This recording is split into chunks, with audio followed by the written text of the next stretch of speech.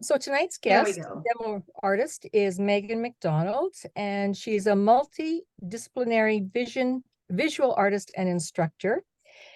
She is drawn to natural and organic forms, the energy of hand-drawing lines, and the alchemy that occurs with the convergence of natural elements.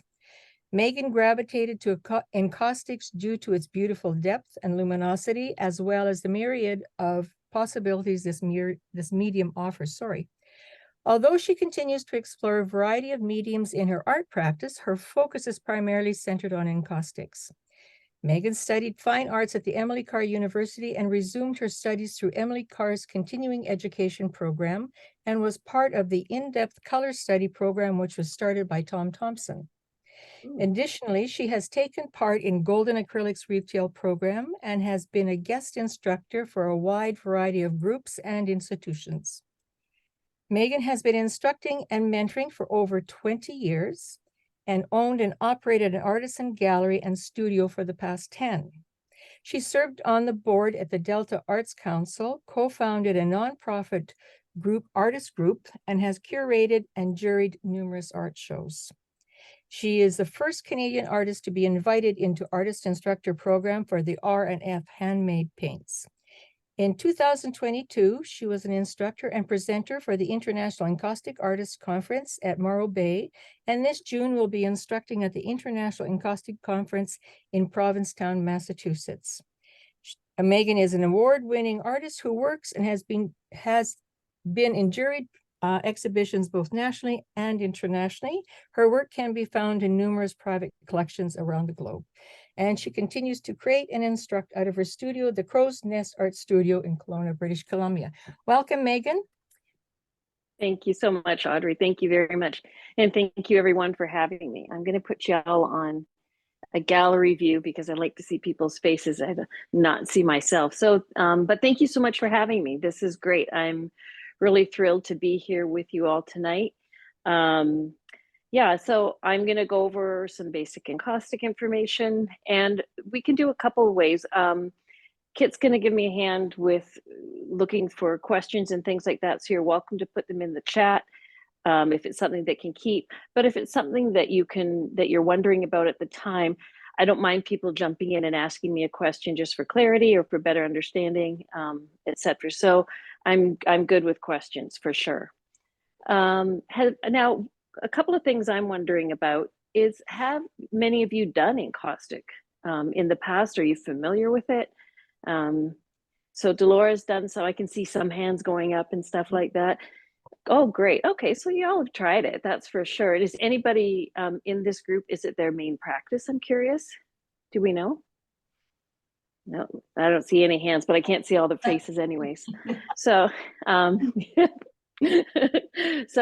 so that's great. So again, Audrey, thank you very much for introducing me. And again, thank you for having me. My name is Megan MacDonald. I have my husband and I and my family, we relocated to Kelowna I was telling some of the group earlier, 9 months before COVID hit. So I got up here, got my studio set up, started to get settled, was looking forward to connecting with the art community, and we went into lockdown. My kids moved back home and everything just happened that it did for everyone else. So it's so nice to be out here and reconnecting with people, fellow artists and things like that as well.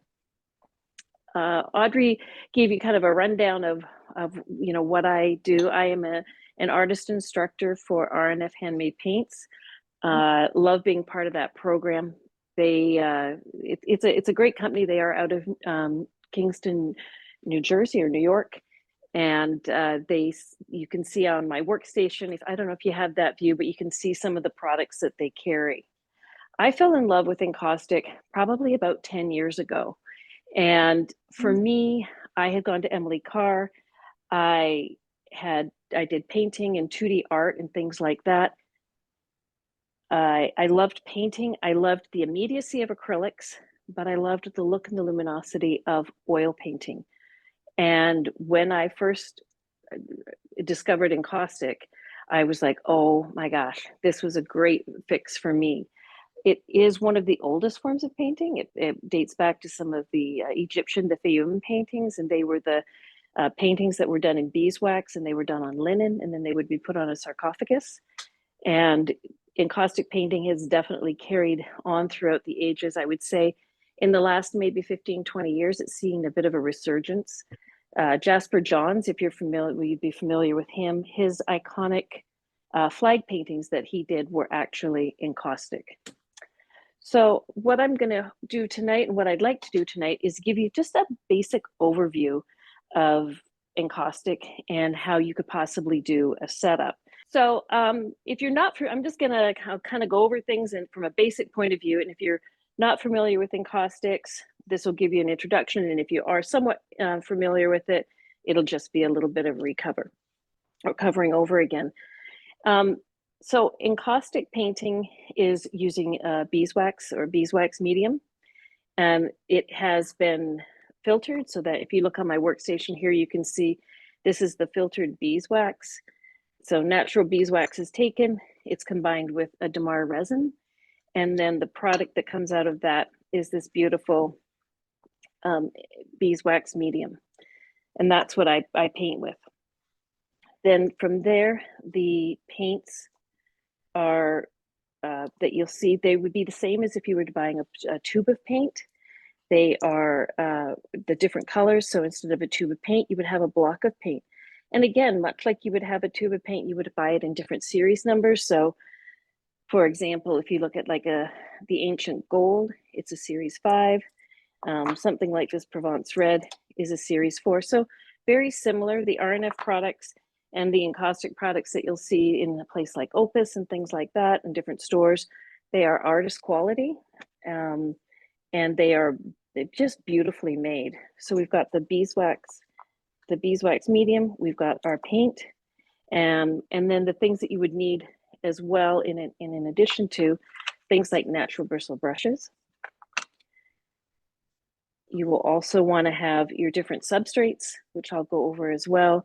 The beeswax medium really likes to have something that is porous that it can go on. Let me just, I'll give you a little example. Let me show you. So I'm going to move this stuff out of the way.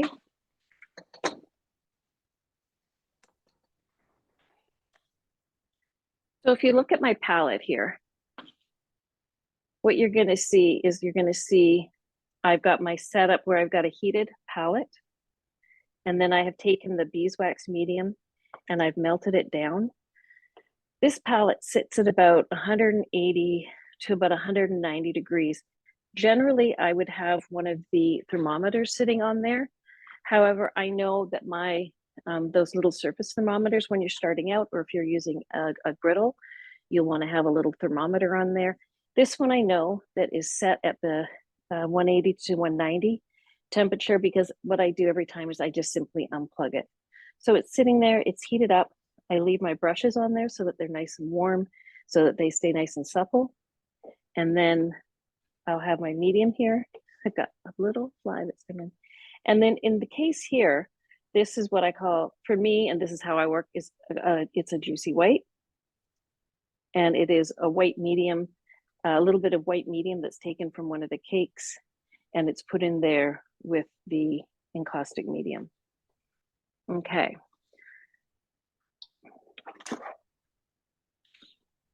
So just some examples of some of the different things that you can do with encaustic. As I said, for me, it was really that otherworldly quality that I really loved about it. I love that sort of luminous feel that you get with it. I love creating the depth that you can get with it, the juicy layers. And you'll see a lot of people will do things like collage. They'll paint with it. You can build up lots of beautiful texture with it. You can build it up and then you can scrape it back. There's another example of some texture. Using different things to get texture. Just a repeat of the type of the collage, and even image transfer. So I really like to think that people always find their voice in encaustic and how they like to work. You can see here's just really just a loose, fun little landscape as well.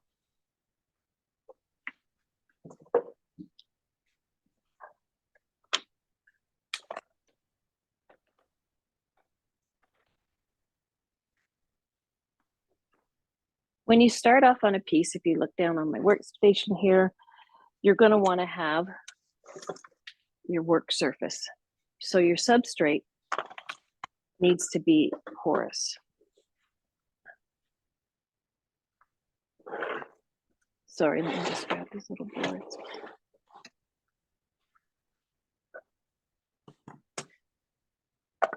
So people are always going to go in and they're going to kind of play around with it and they're going to break the rules. But in general, what you want to have is you want to have a surface for your encaustic that has that's porous and that will allow the wax to absorb into it.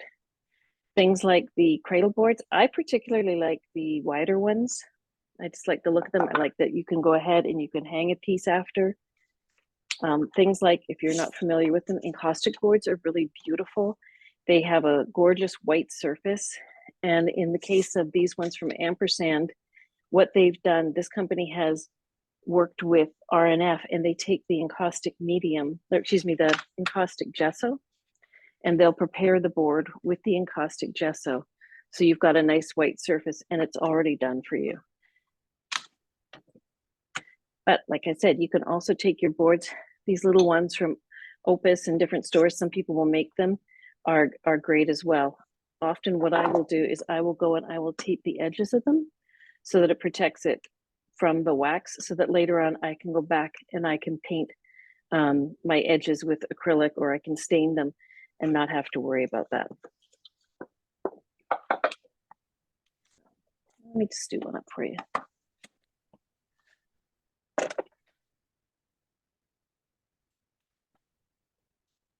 Now, if you're So using here I've got a one. cradled panel, do you have to prepare? Do you do it right on the wood, or? You know what? That's a great, yeah, thanks, Kit. So what I do is I tend to work right on the board. You don't need to put the gesso.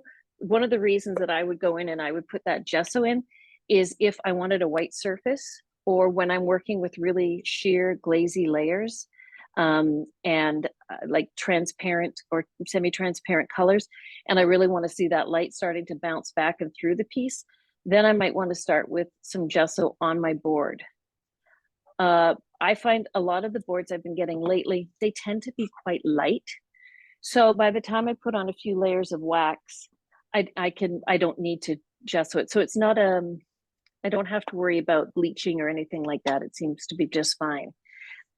These boards are really quite lovely because they're already done and you can get them thin and you can get them thick. I like to take them, and often what I'll do is I think I've got a little one here where I'll draw on them. Let's see here. I think this one's got something on it. Yeah, so you could take a little drawing and do a drawing on it right on the board, and then I would put some clear wax on it and I'll start to build it up. So that might be a reason why I want to have that white surface where I can start to go ahead and I can do. So I've got a stabilo that I've used on there, like this, one of these. And then I've gone in and I've done some drawing, and then I've water activated it.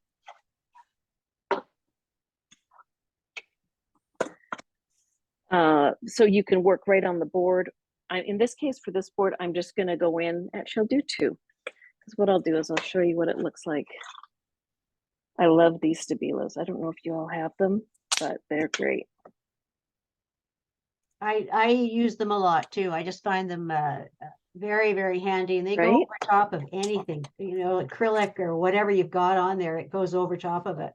And then it's like you say, it's water activated. Oh, it's so user friendly. I mean, I've got the other, you know, like I've got the blue and the black. I'm just grabbing a little brush here. But I really I do love them for what they'll do, you know.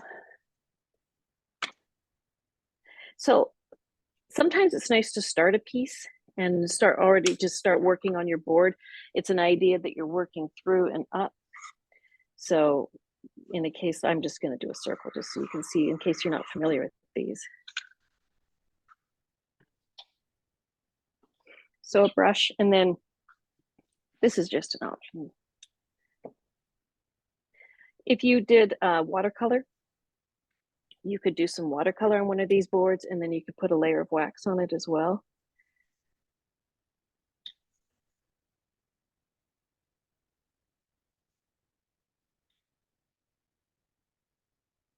I like the dark, how dark these are as well, because when you'll see when you start to build wax up on top of a piece, the wax kind of mutes the drawing a little bit.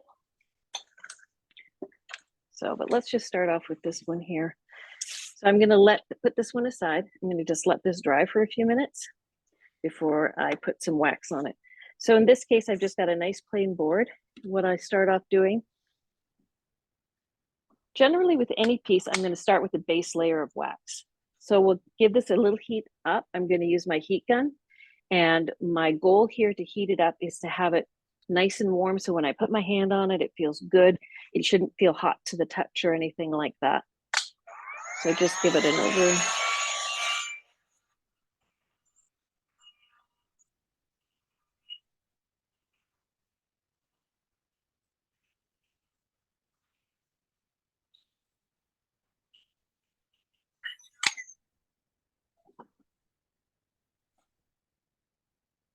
And now I'm going to take some of the medium with my brush, and I'm just going to put a few layers on.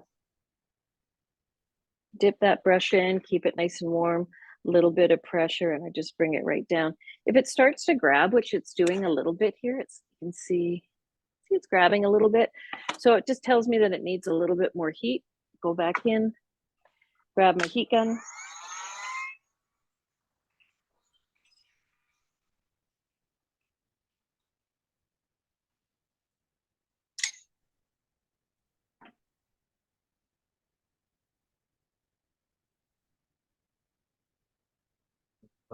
And just build it up. So generally what I'll do is I will build up 4 nice layers of wax that will begin a piece. So my board's a little cold. A little bit of pressure, let that wax float across. And I want to get just a really nice, kind of looks like fondant a little bit, kind of that really yummy layer.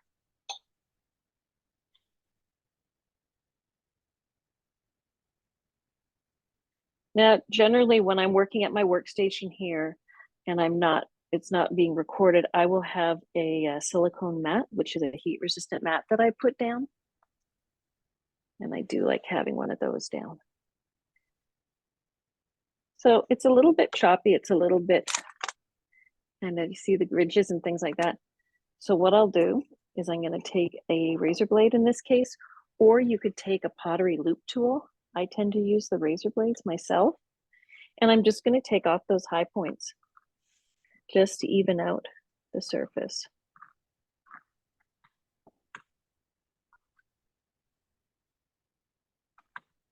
So it's kind of like, 2 layers on, 1 layer off. And that wax is perfectly fine to go right back into the pot and melt down some more. Or not. And then a little bit more heat. For the demo, I'm going to switch over. I use a torch a lot as well. When you're starting off, I would recommend the heat gun for sure. But I do love a torch, and I do like the speed. So the torch that I use is the type of torch that a chef would use. It's an Iwatani, and you get it from a kitchen supply store. I really like the way the heat is with the torch because it sort of licks the surface of my wax, as opposed to a torch, a heat gun tends to blow it or push it around a little bit more. So if you were here to feel this, it feels kind of nice and warm, doesn't feel too hot. And I'm just going to put 1 more layer down.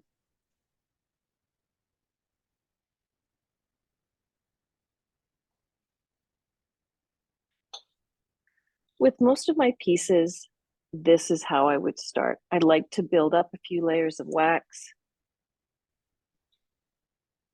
so that I can have a surface on which I can begin to build up the colors. I can scrape back and really play around with it. I love how tactile the wax is.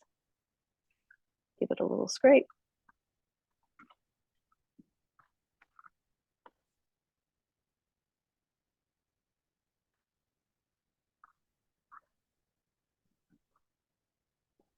And then let's go back in.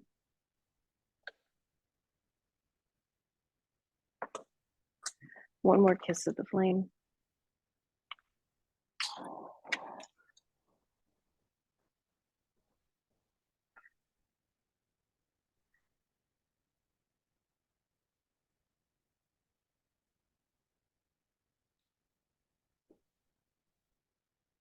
The purpose of heating up all of the layers, there's a couple of reasons that you heat up your layers and you fuse them together. If I just started to lay down layers of wax, I'm going to wind up with many layers, but they're not going to bond together. And so they ultimately can crack, they can, you wind up with a delamentation of them as well, or they can break. And we really want to create a really nice bond. So we heat them up enough that they fuse or bond together, but not so much necessarily that they're all going to melt and run off the piece or run off your board. So it's this kind of this really interesting dance that you start to do with it when you begin to play around with it. I think honestly, probably doing your first layers of wax and kind of warming up to it is probably one of the hardest things, or it requires the most patience, I guess I'd say. So I'm just going to heat it up a little bit more.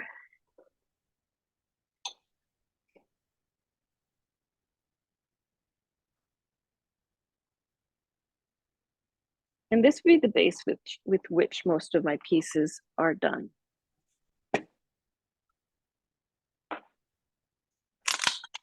Okay, and then these little bits on the edge can always be cleaned up.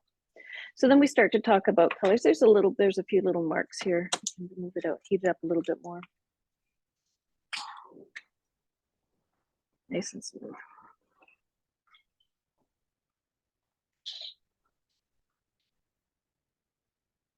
Okay. So then when we start to look at some of the colors, again, so great thing about RNF is they've got this huge, beautiful line of all these different colors.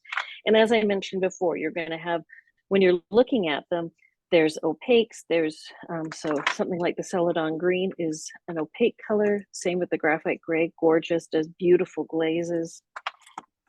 The Quin magenta, lovely transparent, got a nice real hit to it.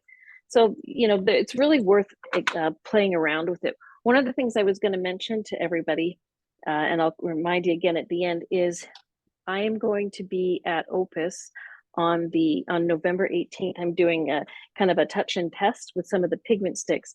And for everybody who's on tonight or anybody who sees this, I have some treats for you. So if you come by and see me, I have pigment sticks, and I've got the charts as well for you. So I've got an encaustic manual, and then I also have a color chart for you as well, and a treat. So you can check out the color chart. They go through all the different colors. This is a really great tool, whether you decide to use the encaustic or if you're using pigment sticks. RNF has two different lines. They've got their their encaustic paints, and then they have their pigment sticks. And the pigment sticks I'll touch on as well are a beautiful oil paint that comes in stick form. And I use them both together, but I use the oil sticks and the pigment sticks, at the end. So the color chart here will go over all the different colors, and they come in both pigment sticks and they come both in encaustic paints, with a few exceptions. And when you look at your chart, if it has a little P next to it, it means that it only comes in pigment sticks. And if it has an E, like the titanium white, then it only comes in encaustic. But another reason that this is really handy is you'll also get all of the names on the back. You get the, whether it is opaque, transparent, you'll get your drying time as well, and the different combinations that start to bring together the colors. So it's a really great resource. And there's also, I have one of these for Opus, and it's you can see the colors. If you're kind of wondering about what you might like to get or what you might like to try, the color charts are really handy as well, and a great tool. So let's put some colors down.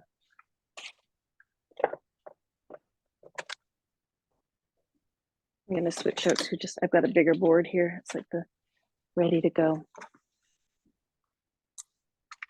So this has been sitting for a little bit and it's cooled down. So what I'm going to do is I'm going to warm it up and then I'm going to put some paints on it. So a few of the paints I thought I'd maybe put out are the Quin Magenta, which is a transparent. I really love the Graphite Gray.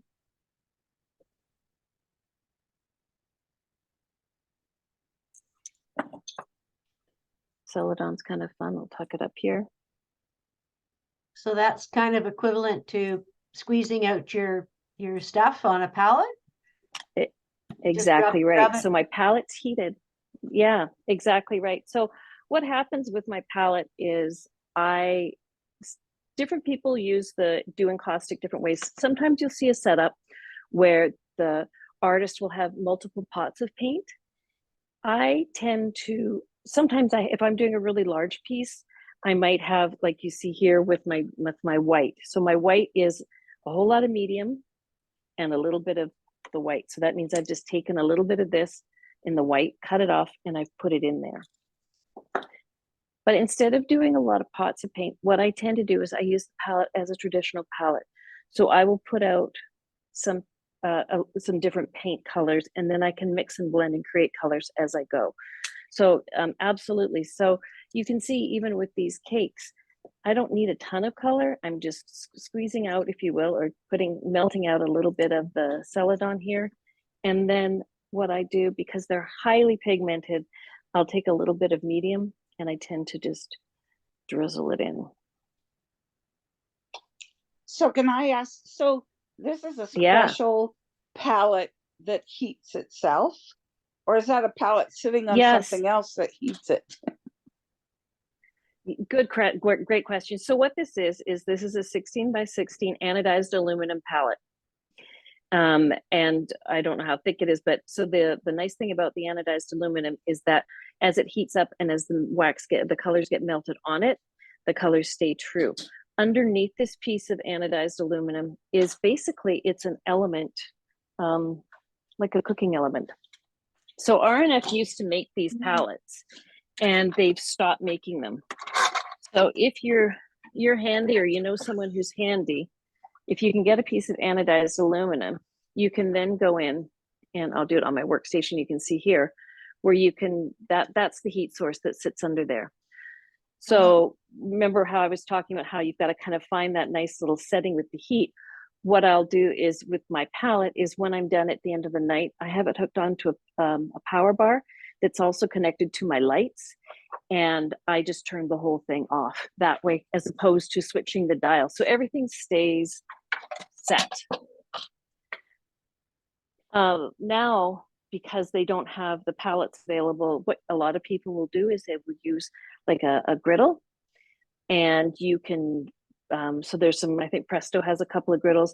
Some of them have a light surface or they'll have a white surface, or you can also get a piece of aluminum, the anodized aluminum, and you could put it on there.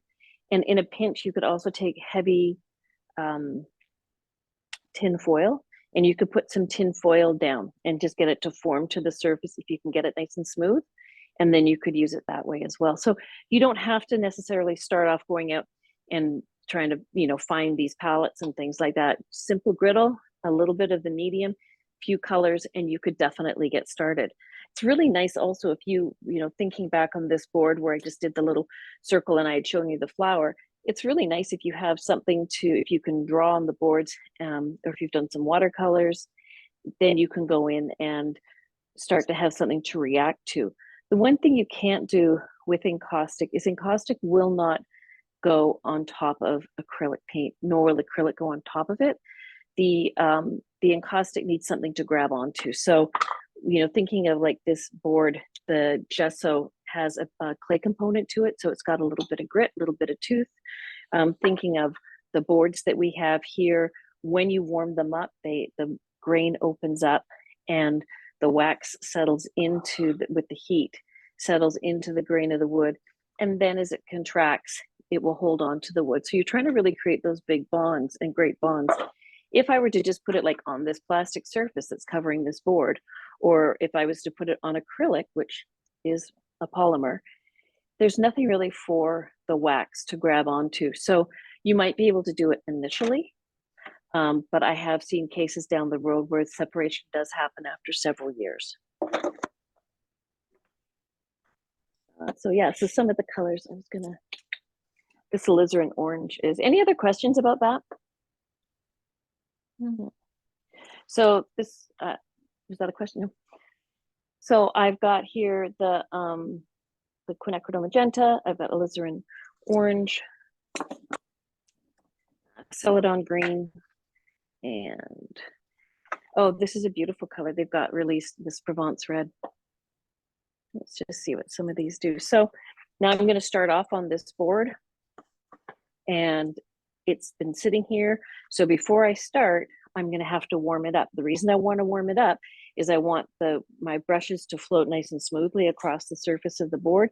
And if I started to do that, if I started to bring these nice warm brushes on here, right away they'll start to seize on there. So I don't want that to happen. So I'm going to go in, take your torch, your heat gun, warm everything up.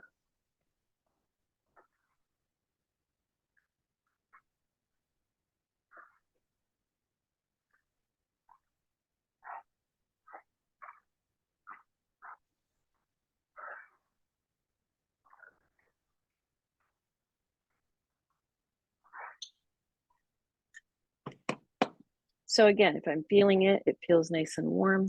Got a couple cold spots there.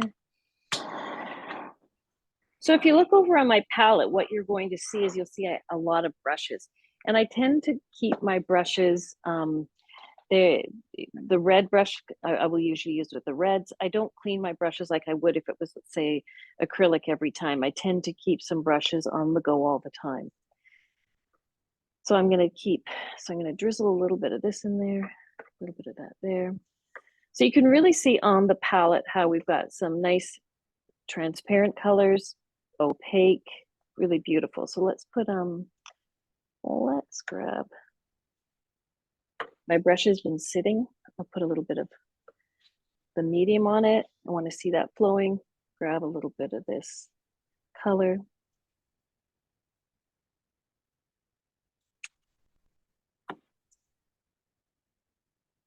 So it's a really soft color. And then after it's gone down, a little bit of heat.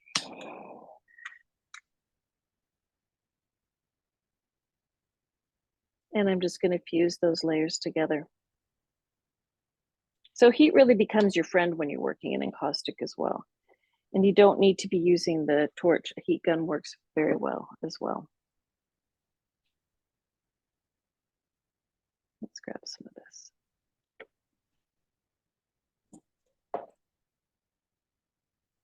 The brushes that you're going to be using for encaustic, also you're going to look for natural bristle brushes. So the Hakes, you can use, these are a nice soft bristle brush. Some people like a stiffer brush, so they might use something like the hog's bristle brushes as well. Every brush that you're going to use, you're going to be getting different types of brush strokes. I tend to start smooth on a piece and then I'll work through and start to let the texture really come through.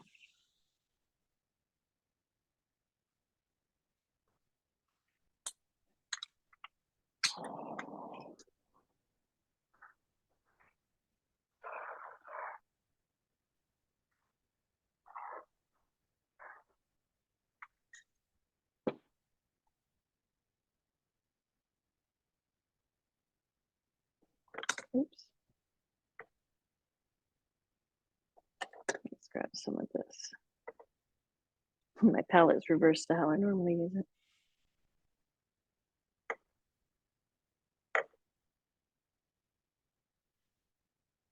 So then you can even start to do,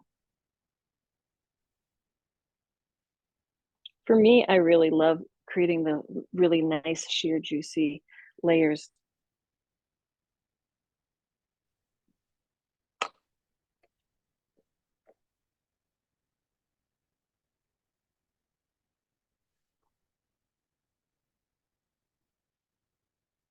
Let's try a little bit of that Provence red.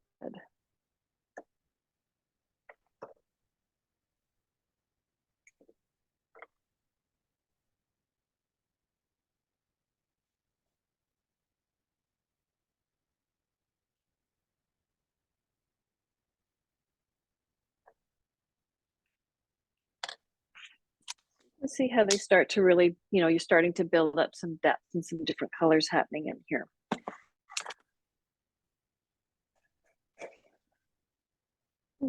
So a couple things you can play with. So you can see how the colors will start to build up. You can use them with stencils if you want to. You can also go in and start to create texture with them as well. Let's actually just heat that up a little bit.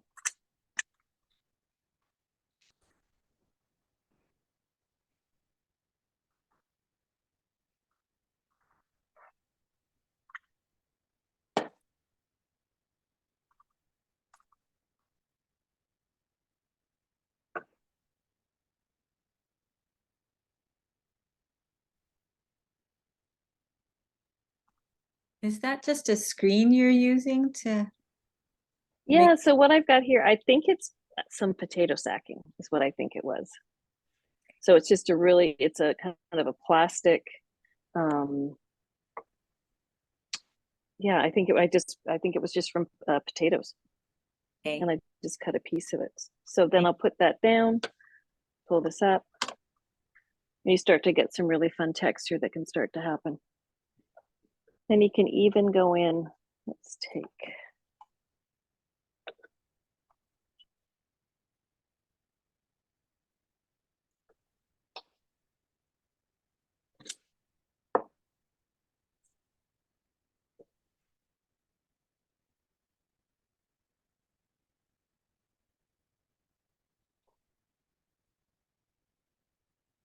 I'm just gonna grab some color here.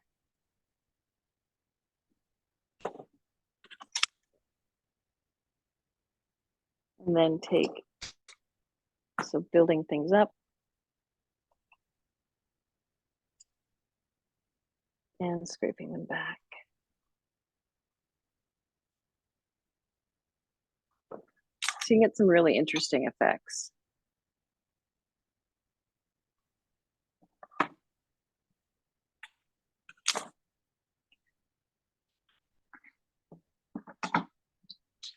I'll show you. So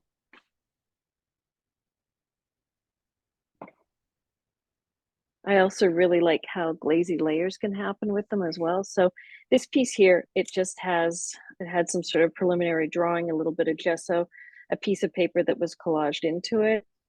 And then you could go back in and you can draw into it using your Stabilo or some compressed graphite.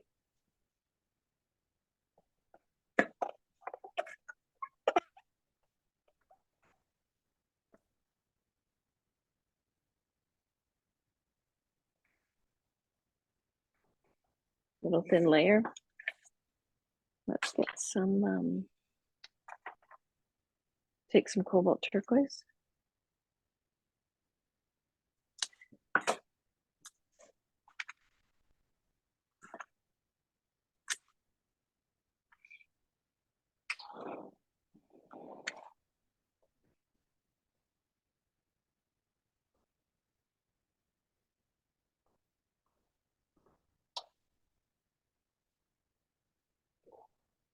So I'm warming that piece up. Again, not so much that the wax becomes glossy and runs, but enough that it goes from maybe flat to satin.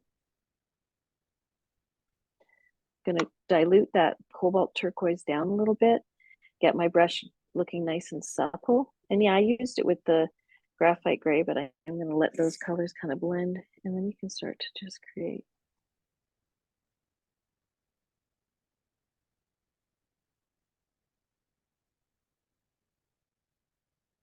Some really pretty layers.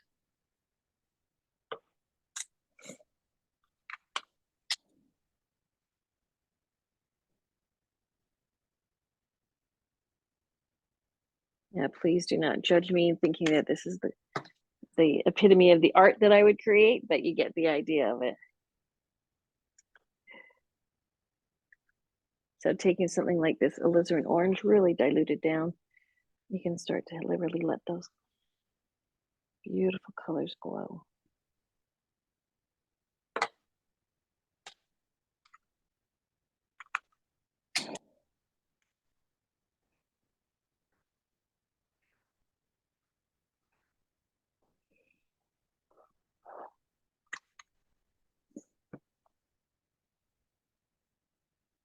So things start to come through.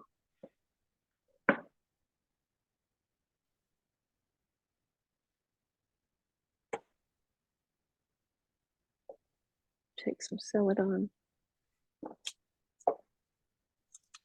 So you can see using the palette to mix and blend the colors, playing around with it. Do you need to have any special ventilation in order to do encaustic? Yeah. So what I have in my studio is I have a ventifume. In terms of studio safety, you want to work in an area that is well ventilated.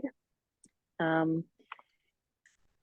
even if you had a room that had a couple of windows in it, or you could set your space up so that your workspace is underneath the window, and you can take a box fan, put it into the window and set it up so that it's pulling air out, and just to keep the room ventilated. That's another reason that heat becomes important. And I like to work the way I do on the palette, mixing and blending the colors. I find that if I have a lot of pots of paint set up for myself, if I don't need to, I'd rather not have a bunch of those. Excuse me, I'd rather not have a bunch of pots of paint heating up that I don't necessarily need. I like to work this way where I can mix and blend my colors and not have excess paint heating up. But I do keep it all at about, like I said, under 200. And the space, when you come into my space, you'll find it's very minimal. And particularly once I turn on the ventifume, there's no fumes at all. So if you were to do this in a basement or in a windowless room, you would definitely want to, though, just find a way to, same if you were doing oil painting or anything like that, you'd still want to have ventilation in a room, right? Right. Thank you. Yeah, absolutely.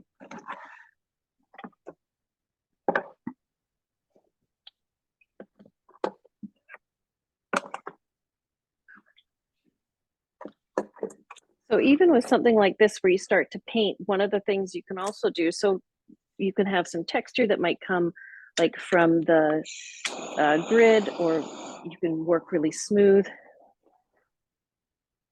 I also will go in and build up some fun texture. So something like this, where I've got an underdrawing. So this piece was done on a board that was not treated with gesso. It just had several layers of the wax that were put on it.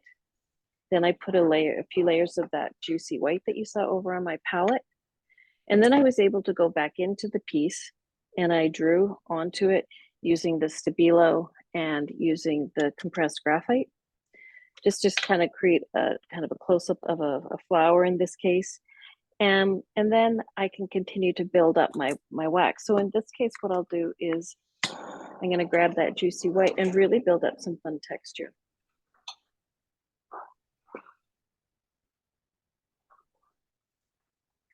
So again, playing around with that so I don't heat it up so much that I'm losing my lines, but enough so that the wax goes on smoothly.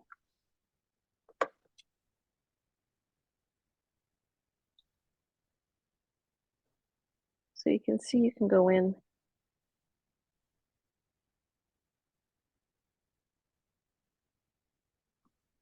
and really let it build up. Now, is it, when you say juicy white, is this got, which white has it got in it? Is it titanium white or? Yeah, so I throw in titanium white. And then what I do is I set my titanium white, the whole block.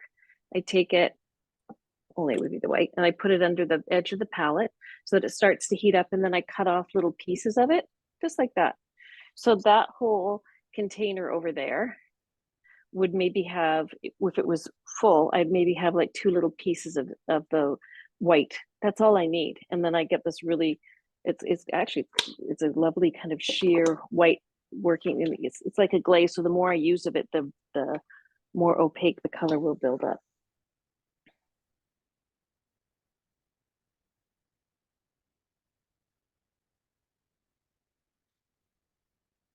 So just really, now everything's warm and this is quite, and it's going down thick.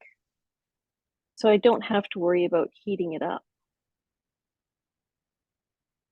I just need a little bit if I want to build some more layers on top of it. You can really start to build up the texture. And at the end of the day, it's going to look. So this would be an example of a piece that's in mid-work where I've got some of the texture's been left. I've got the combination of the texture, which is physical texture. I've got some of the areas which are smooth.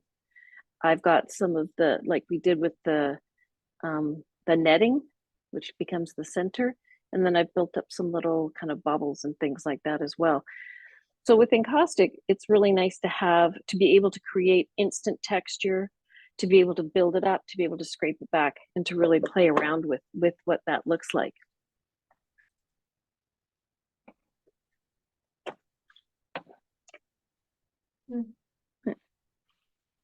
I know. There's a lot to kind of process with it as well. Does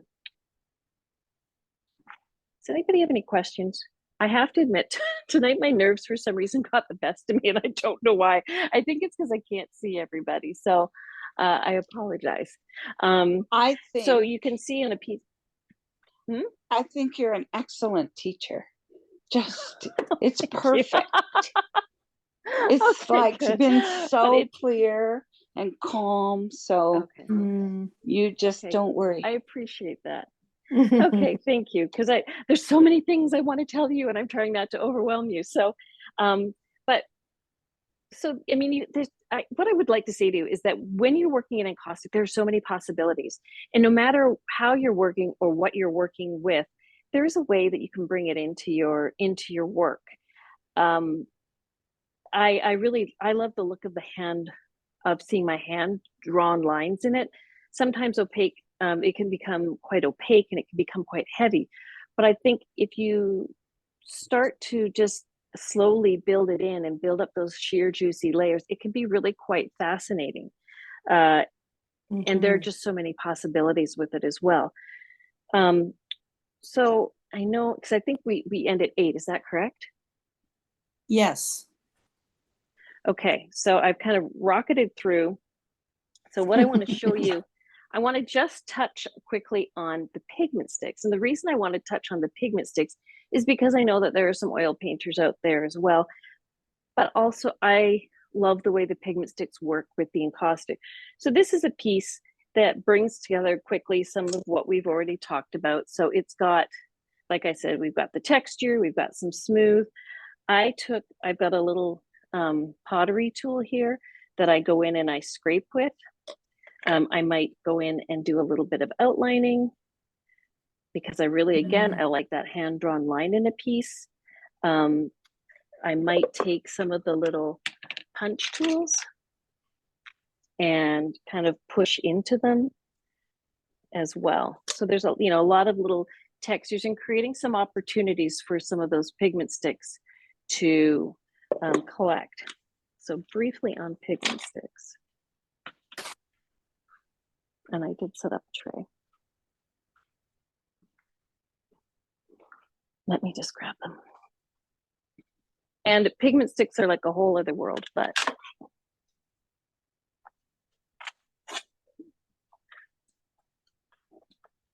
I'm laughing because I've got my wrong glasses on. So once you've completed your piece and you've done all your wax, then you can use the pigment sticks. Hang on. They come, again, in all these different colors. A couple of my favorites are the graphite gray, and I really love the burnt umber. I'm just going to move them behind me here.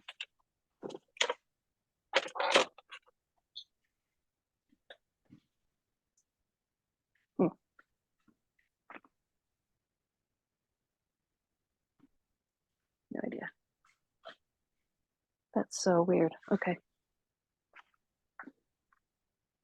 Oh. Right behind me. Sorry, folks.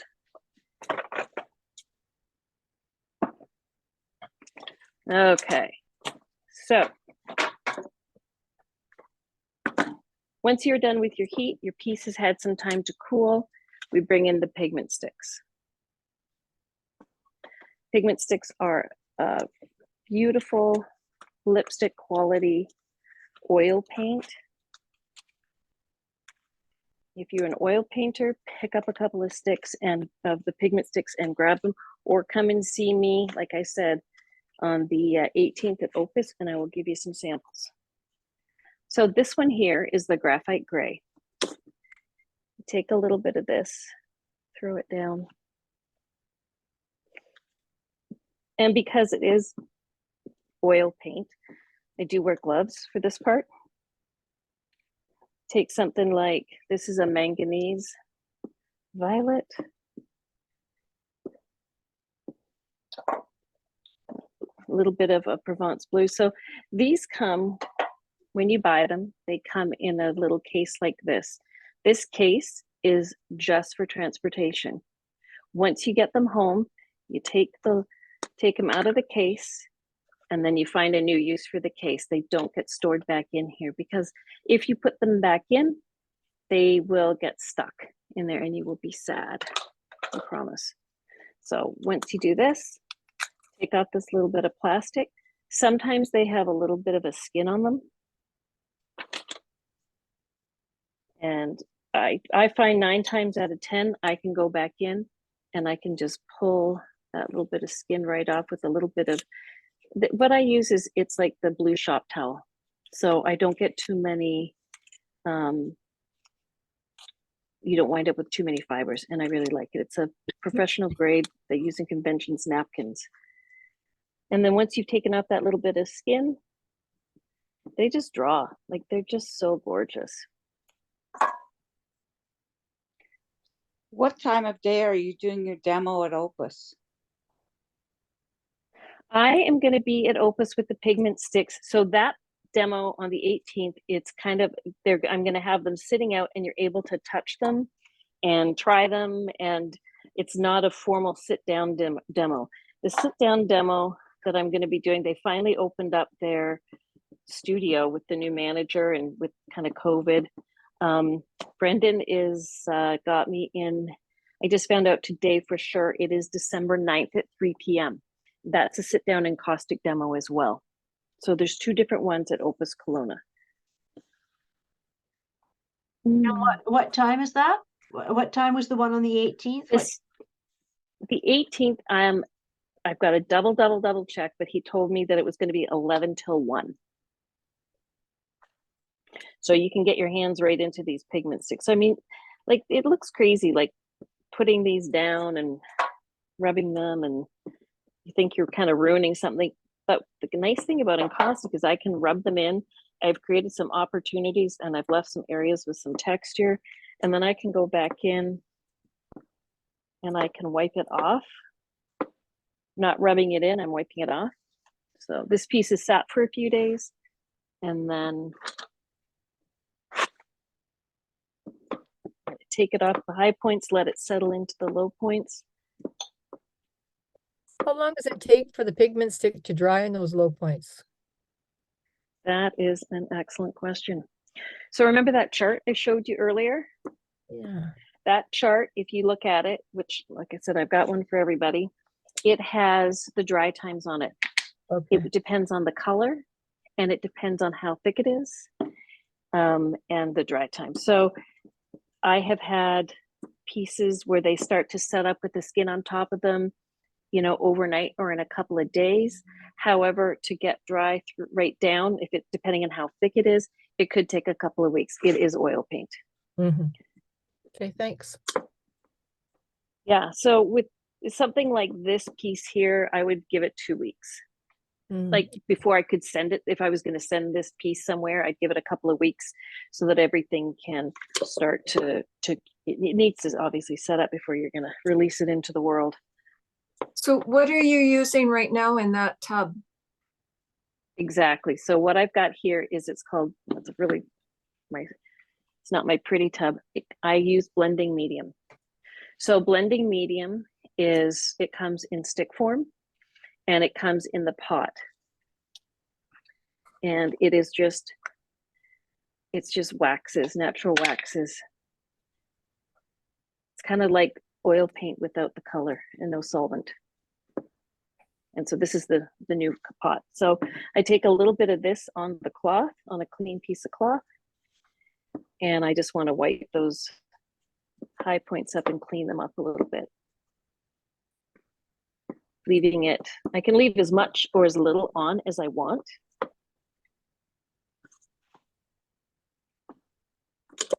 But you can see it kind of starts to get really dramatic in what can happen with them. And I really, so I'll go back into a piece and then I'll carve into it, or I'll make into it, or I'll draw into it, not just with a pencil or something that's flat like that, but I'll actually use the different pottery tools, for example, to carve into the surface.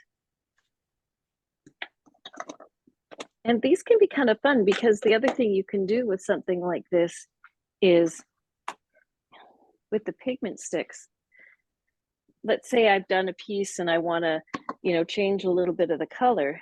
Well, you can use them. I mean, you can use them traditionally, but you can also use them for that kind of immediacy if you want. You can use them to create with a little bit of medium, blending medium, you know, to start to create a glaze. Like I said, if you've got texture that you've left over here. Oops, I got some orange on there. When I'm using them with my fingers and things like this on the gloves, I keep some baby wipes handy. And we'll clean up with those. Can you now put the wax over the pigment stick paint? They don't recommend it. I certainly wouldn't do it when it's wet, because it's not really meant to be heated up. It's something that I would use at the end.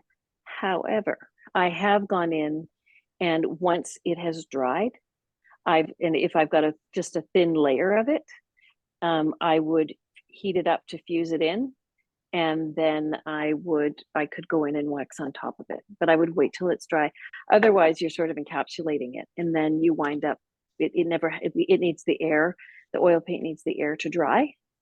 And if you encapsulate it into the wax, the air will never get in there. So you want to make sure it dries first.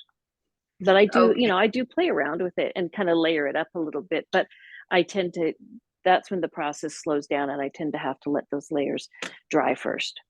If it was really thick and heavy, like there's that one piece I had where it was marked on there in the cream color. Oh, it's here, I think.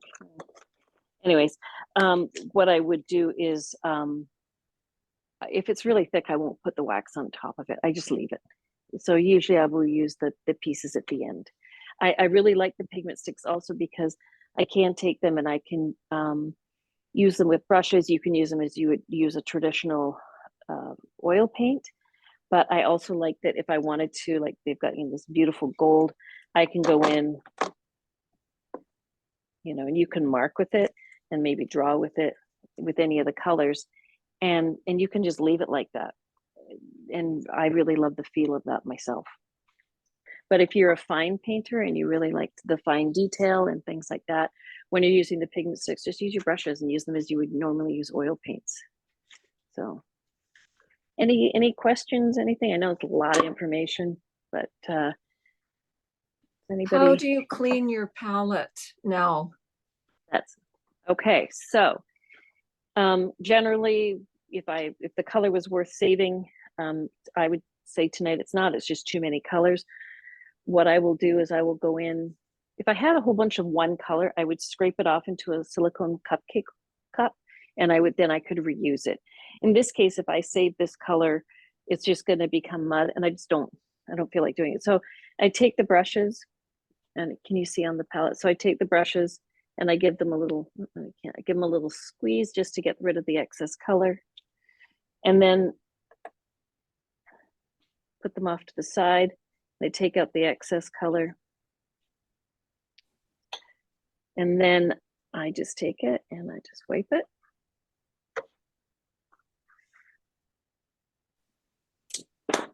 Wow, that really cleans up well.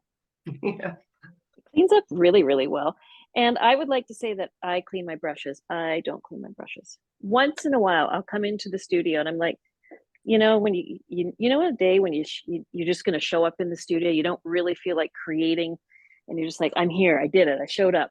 I might clean my brushes on that day, you know. But you don't need to, which I love. So for the palette, I'm just going to give it a wipe. Sometimes I find, like, if I was using a lot of like alizarin crimson or something like that, and my palette seems really red, I can go in and clean it, and I'll show you what I would do. So I just give these a little squeeze. Take my gloves off.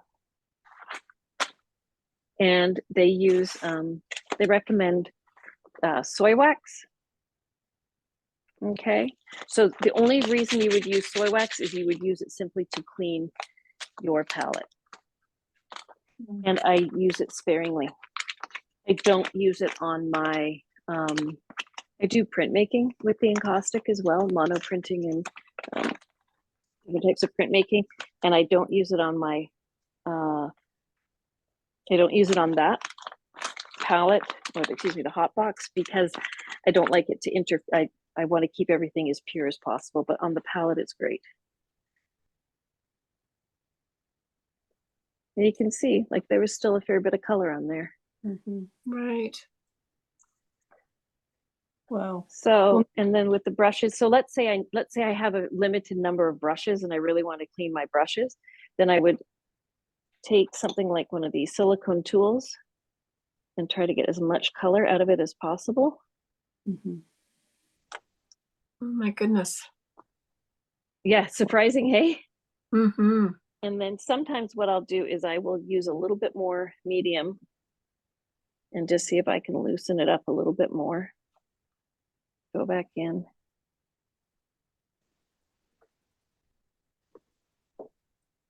And then wipe that away. And then I would take some of the, Well, I was gonna say, how often do you burn yourself? I'm pretty good. I'm pretty good. I have, I'm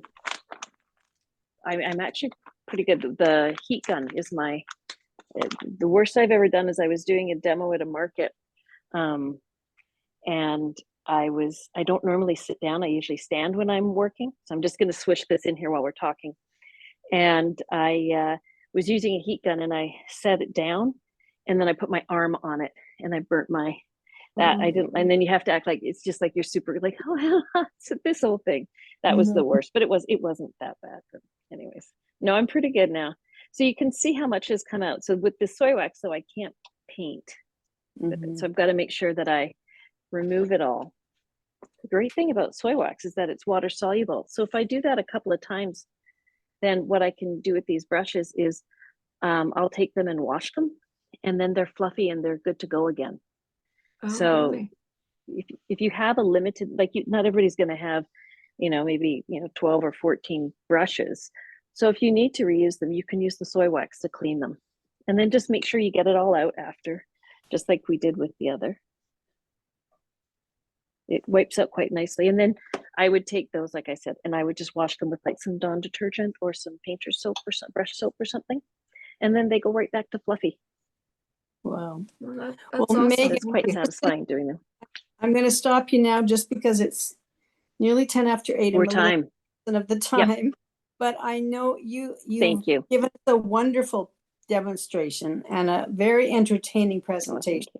I feel like it's like creating an onion where you've got layers and layers and layers and layers, and then voila, something beautiful emerges at the end.